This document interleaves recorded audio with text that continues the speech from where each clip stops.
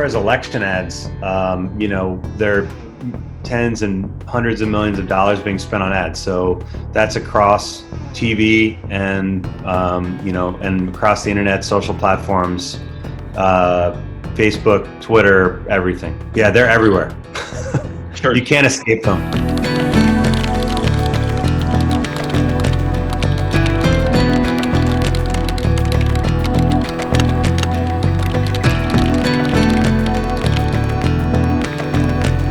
I think the big difference is from an ad perspective. So when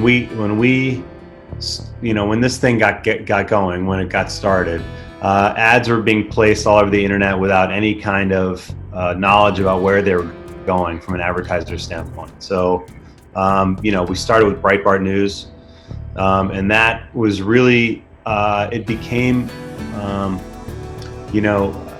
a really interesting test case, because here was a site that was, it was really, in a lot of ways racist, and there was a lot of disinformation, there was a lot of sexism, and a lot of bigotry and xenophobia. And there were big advertisers, really big advertisers, the biggest advertisers in the world were showing up on that site and thereby sponsoring it, and sending their money to them. So there's been a much greater, this has not been necessarily this has really been about, bigotry and not about politics as far as I'm concerned. It's about bigotry and disinformation. Of course, those things can become intertwined. But by and large, I think there's a difference between, in our country, right and left and right and wrong. And you can, say what you want politically, but when it veers into racism and xenophobia and bigotry, then, that doesn't seem to be something that advertisers should want to be a part of. So, since then, there's been a much greater awareness and a much greater reckoning around the advertising industry about where their dollars are going. And I think that's generally a good thing.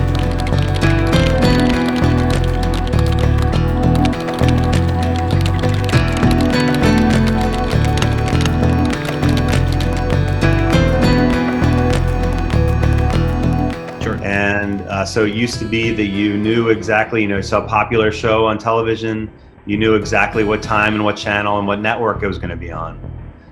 And then the internet came along and it kind of worked the same way for a little bit. Mm-hmm. And then programmatic advertising came along, so algorithmic advertising. And what happened was you send your ad to a programmatic company, that'd be Google, Facebook Audience Network. There are a bunch of different companies, and you would say, "Here's some money." Not as much money as I used to spend, so it was a bargain. And it would say, "Just spread your money around, spread my ads all over the internet, looking for eyeballs." So it became about engagement and algorithmic reach versus rewarding quality content. So whereas they would just go to the places where more people were before. It then started to become about engagement. So how many eyeballs can I get across the internet, no matter where those eyeballs are? Sure. And so it became really about attention. And unfortunately, hate and disinformation get more attention than facts and quality content. Sure. So that's where the big change happened.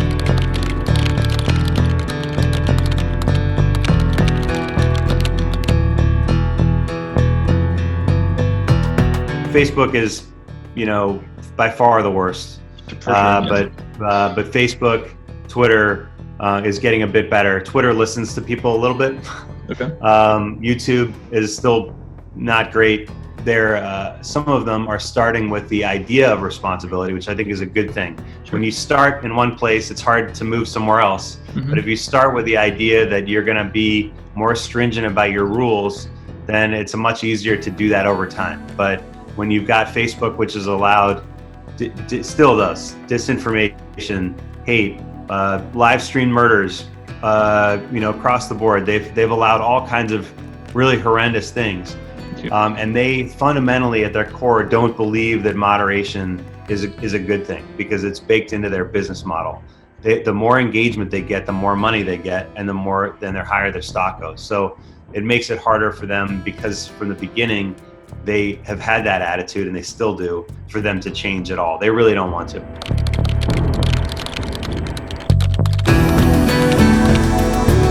Money doesn't matter. They've got more money than most companies in the world, and they can afford to do anything. The problem is, again, it comes down to their core belief that that anyone should be able to say anything, anytime on their platform and make as much money as they possibly can. For sure. Ideally, they would heavily increase their moderators, the number of moderators and the quality of moderators. They would bring all of those moderators in-house rather than farming it out to different companies. So they subcontract with different companies to do it. They need to provide adequate mental health checks and help for the moderators who are doing it, because they look at the worst things in the world every single day. They need to give them much more money than they're giving them. And they need to have much more human moderation rather than relying on algorithms, because every time they're going to choose algorithms because it's the cheaper way to go.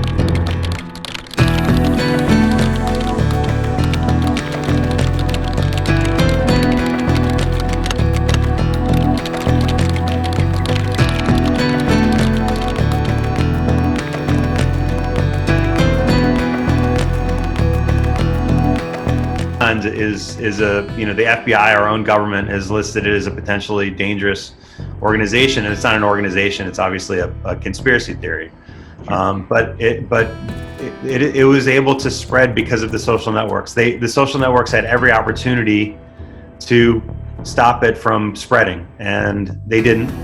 And they took a very hands-off approach, which they always do. And now they're trying to pare it back, but you can't. They're closing the barn door after the horse has already escaped. They've already they've been responsible for its rise. So it's one of probably the biggest cult ever created online, and they're wholly responsible for it. As far as the politics of the situation, I think because of the politics of the moment, the social networks didn't want to do anything, because they didn't want to risk raising the ire of our current administration. So they allowed it to continue. And so across the board, I don't think that moderating decisions should be made based on politics and the politics of the moment. I think that's incredibly dangerous, and it's incredibly dangerous no matter who's in office, to have anyone, right, left, center, be catered to by the social networks that have that much control over information. I think is an incredibly dangerous place to be, and I think that's why they need an outside source to govern them, whether that's regulation or whether it's an outside oversight board. I think it's really important. Siga el cubrimiento especial de las elecciones de Estados Unidos en www.elespectador.com.